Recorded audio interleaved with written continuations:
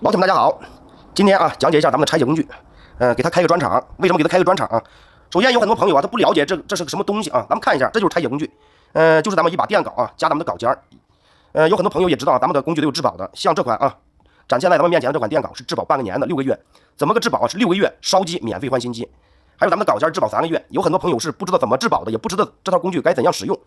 今天咱们就给他开个专场，我给大家好好的说一下。那么下面我就给大家说一下啊，基本上啊，咱们这个东西回到家买咱们的工具的啊，咱们80%、90%啊，也可以说达到100%。这回家你是做拆解的，也就是天天啊跟铁了、铜了、铝了切这些东西的。咱们看一下，这是我用过的一把铲啊，看一下啊，有的朋友看了吗？这个角用回家了啊，这个角稍微有一点了，或者说轻微有一点的找我的售后啊。像这种情况啊，咱们没有售后，这个东西啊本身咱们回家就是用的东西。再说这样不影响你们的使用。下面给大家说一下啊，这个东西咱们一直强调不让切钢，千万不能切钢。为什么不能切钢呢？那么下面我给大家展示一下啊，尤其这个大铲啊或者扇形大铲。看一下啊，这是把铲子，现在是这个样子的。首先啊，很多朋友分不清什么是钢，什么是铁。今天我找了几个啊，看这种，这是什么上面的呢？这是我收购的启动机上面的这个穿钉，这个穿钉就叫做钢钉。有的朋友说这就是铁的，它是铁的，但是铁里含钢，它就叫钢钉。看到吗？什么是钢，什么是铁？跟大家啊，看钢啊，咱们掰都掰不动，特别硬啊。看这个啊，这是焊条，看这是铁啊。看一下为什么强烈要求啊，让大家避免了钢啊。看一下啊，这是钢，这是铁，切下铁啊。看一下啊，它切铁没事，切钉子没事啊。看一下，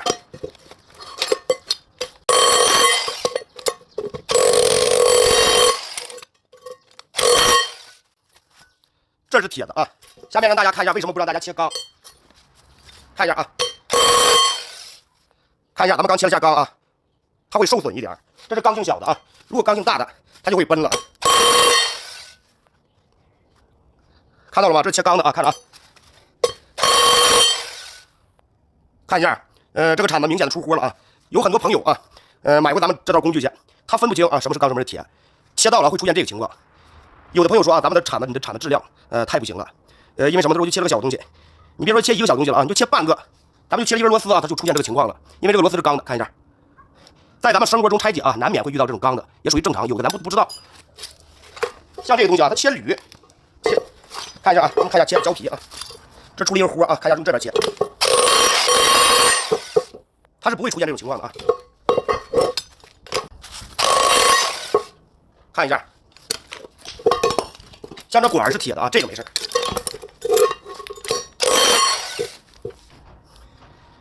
看一下啊，切铁绝对啊不会出现豁啥的。如果出现豁了，证明你切到钢了。那么出现这种情况啊，有的朋友说找我的售后啊，这种咱们没有售后。出现这种啊，属于人为，咱们啊这种也不影响你使用。那么出现这种情况啊，应该怎么处理呢？啊，教给大家一下。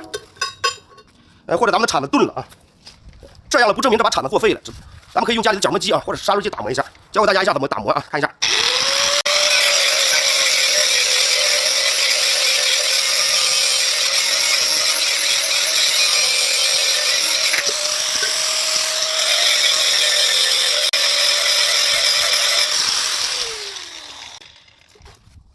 看一下啊，这咱们打磨完了啊，出现豁在哪儿，你可以往下磨一下，看到它跟一把崭新的铲子没有区别啊。建议大家磨的时候就像我似的啊，往上翘着45度左右这样磨，咱们就开着一点啊，拿手一摸就跟咱们的刀似的，特别快就可以了啊。不建议这样平着磨，平着磨越磨铲子越薄。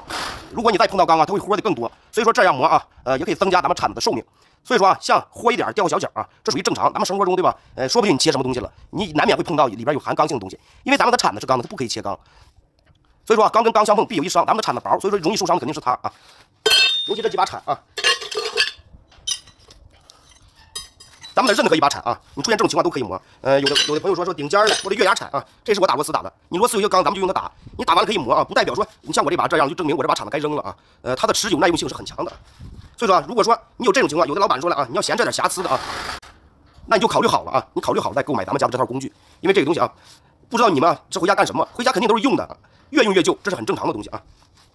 如果感觉实用啊，你就可以购买一套；感觉啊你没什么用啊，你就别买这套工具了。那么有朋友问了啊，你这工具怎么个保法啊？看这下这个啊，像这把铲子断了，这样啊，3个月之内你购买咱们的套装产品啊，3个月之内出现这种它断了，这种啊咱们是有售后的，因为这种断了咱们焊也焊不住，所以说这种有售后，这种可以质保你3个月，每个镐件都是啊，只要出现这种情况就有质保。如果出现跟这个似的啊，什么豁一点了，是吧？这不圆了，掉个小角了啊，这属于正常。这就是这套拆解工具，它不是万能的，也不是什么都可以切的，所以需要各位老板们考虑好了再选择性购买。